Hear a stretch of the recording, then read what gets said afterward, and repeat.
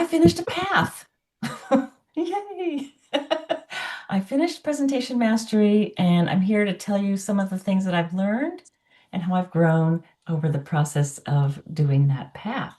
So, Presentation Mastery is kind of the path where you really learn a lot of the foundational elements of public speaking. So, I'm going to talk about some of those things and sprinkle in some good yarns, such as the stories I'm going to tell.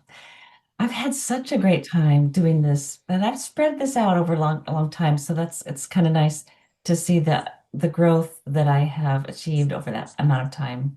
I joined Heart to Heart through a former member who said, I wasn't sure if I wanted to join, but she said, yeah, you should join because you'll really learn how to speak in front of the people that I was at the time I was selling. I was direct selling health products, and I wanted to be able to have comfort in being able to get up and talk about different aspects of health and why I'm selling it and why I think it's so important to take good care of your health. I'm kind of not really doing that so much anymore, but it was such a good way to jumpstart me into this whole speaking in public thing. I used to be terrified of speaking in front of people. In fact, my icebreaker, I was very scared and shaky. And all it takes is doing these speeches more, more regularly, and just become more and more familiar with the feelings. And before I came on, I was nervous, but then starting to speak, I get more comfort as I'm speaking. Well, there are three points that I want to talk about, three main things that I learned and I grew through. And the first was to learn how to organize and deliver a speech that conveys my personal values in 5 to 7 minutes. Number two, I learned baking. That's another one.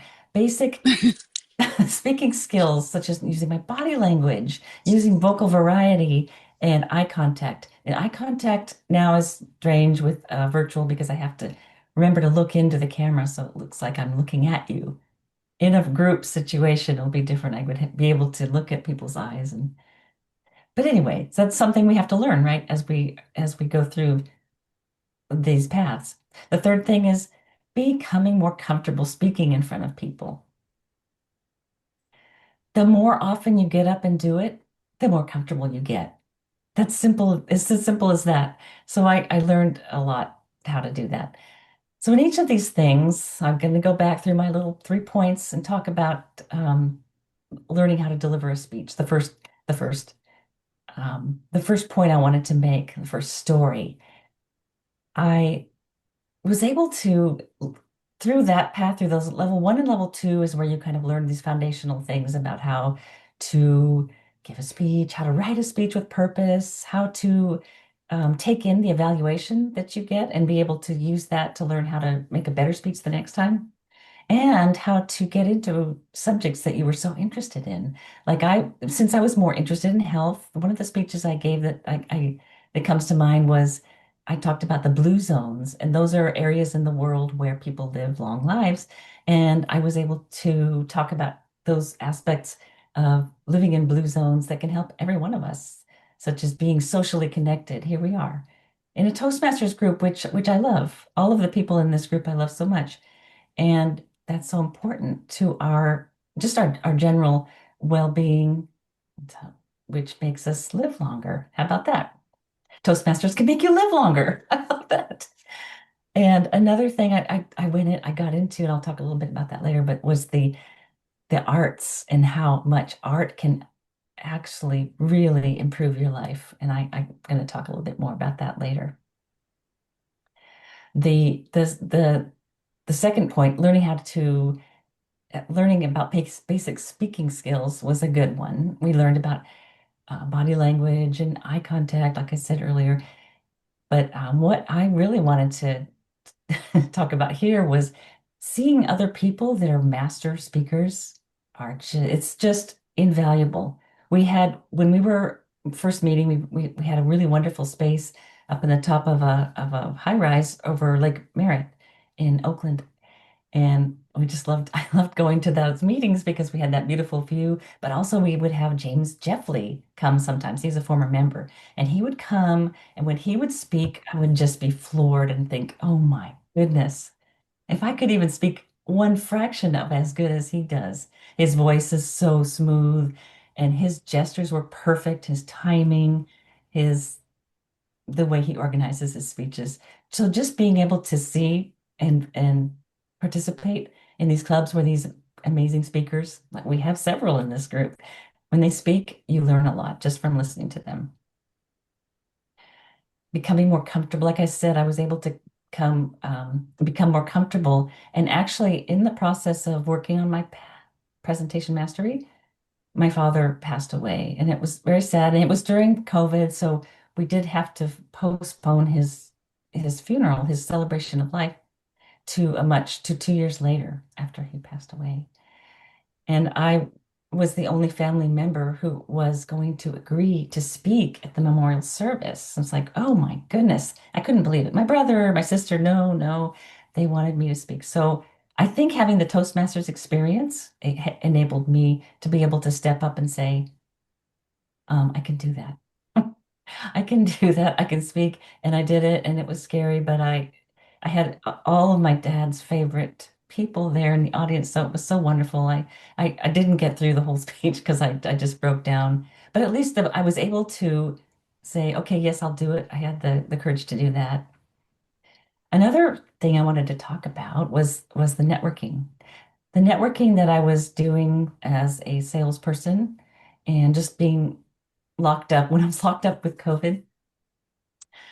Um, I didn't get to go to my networking groups in person. And so I found these different websites where I could go and network with people all over the country.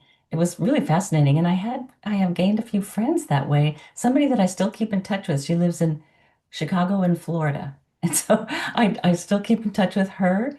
And another group of ladies that I got in touch with, we actually met through a Facebook group.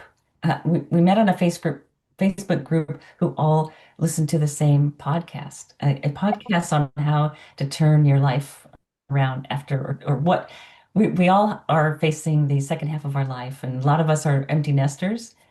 And so we got together on Facebook. There used to be a group of 40 or so at the beginning. We did we were all working on the Jack Canfield Success Principles book. Awesome, amazing book. And actually, it has just come out as the 20th or 25th anniversary edition, which I'm going to get my hands on. Anyway, that book, we went through all the pieces of that book, and we got to know each other. And the group whittled down to about 13, which has stayed the same number in the last five. We just celebrated our fifth year together, the 13 of us. We've gotten together as a group to we've traveled to meet one another. One of us is in Canada, another one is in Boston. A few of us are here in California, some are in the Midwest, but all of us have this same goal is to learn and grow together. And we've gone through many really great books, and we always meet every Wednesday afternoon. It's a fabulous thing, and I talked about that in my elective speech on connecting through networking, which is really really fun.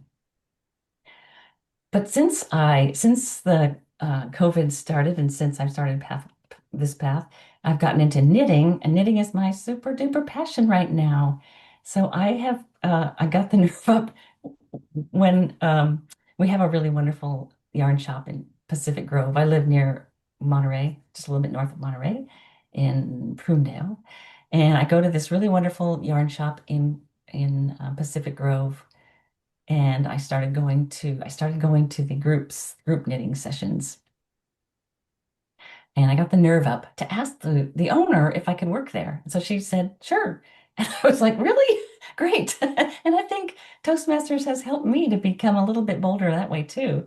So I was able to work there. I'm only on there really I'm part-time, but I usually go down to knit with a group there. And I've just found it fascinating that this art form, from getting the whole process of from getting the wool. I'm going to make a speech about this someday.